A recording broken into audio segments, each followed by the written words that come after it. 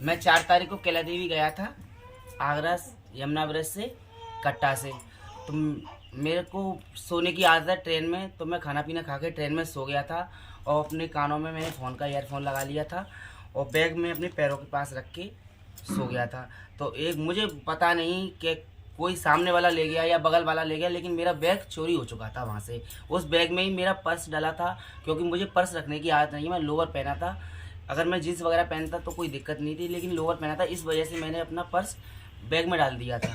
फिर उसके बाद में मैं हिंडौन पे उतरा तो मेरे पास पैसे नहीं, बैग वगैरह नहीं, और सर्दी लग रही थी मुझे बहुत तेज़ी से।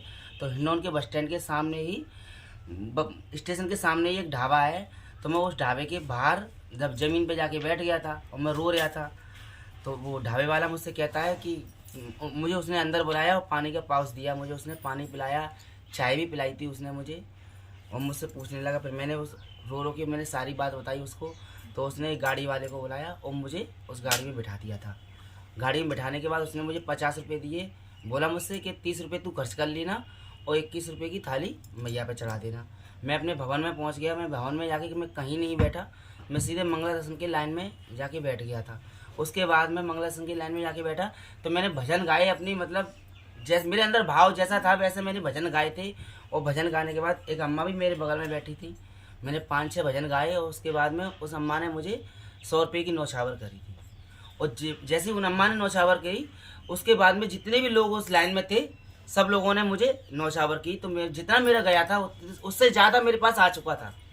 सब लोगों ने मेरी नौछावर करी और फिर मंगला संकेत में दर्शन करके आया तो अम्मा मुझसे कहने लगी कि बेटे कंसल धर्मशाला में भंडारा हो रहा है, आप 9 बजे आना और मैं आपको वहीं मिलूंगी और खाना खाना और मैं भजन सुनूंगी, 3-4 भजन गा के आना। मैंने ठीक है, मैं गुफा पे से होकर सीधे कंसल धर्मशाला में आया। तो मैंने अम्मा को देखा, जितने भी रूम हैं उसमें सब देखा ऊपर नीचे, लेकिन मुझे अम्मा कहीं नज़र नहीं आई। लेकिन मेरे मन में जब मैंने अम्मा को वचन दिया था कि भजन गाना है, तो मैंने वो भजन गा के आया था, चाहे अम्मा हो या वहाँ पर या नहीं हो, लेकिन मैंने वचन दिया था, मैं वो भजन गा के आया। और भजन गा के आया, फिर मैं खाना पीना खा के मैं अपने घर की तरफ चला। तो जो वहाँ के मेन आदमी थे उन्होंने मुझे बुलाया, तो मुझसे कहने लगे कि आपने भजन अच्छे गाए, और उन्होंने भी 200 रुपये की नौछावर करके मुझे दिया और प्रसाद का डिब्बा भी दिया था उन्होंने मुझे, वो लेकर मैं अपने घर आ गया। फिर रास्ते में जैसे ही मैं अपने घर के लिए गाड़ी में बैठा हिंडौन के लिए, तो एक बंदा सामने से आ रहा, उस पर मेरा बैग था, उसको मैंने गाड़ी में से उतर के टोका, मैंने भाई तू इधर आ, मेरे ये बैग दिखा मुझे। तो वो मुझसे कहने लगा कि ये बैग भाई साहब तुम्हारा ही है, तुम ले लो। मैं ऐसा क्यों कि कपड़े नहीं आ रहे हैं, मेरे कपड़े आए ही नहीं है, मैं गलती से चल ले गया आपका बैग। बस यही चमत्कार हुआ माता रानी की कृपा से, माता रानी दरबार में मेरे साथ। बोले कैला मैया।